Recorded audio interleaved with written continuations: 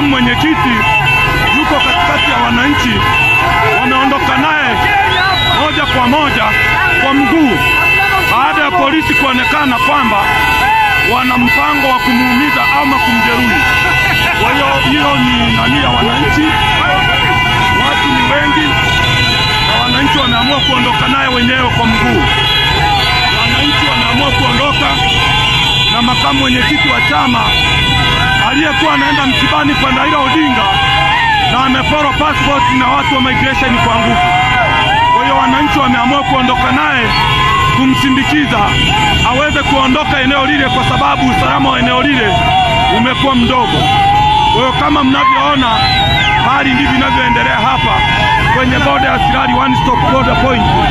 Wananchi wameamua kuondoka na Mheshimiwa John Heche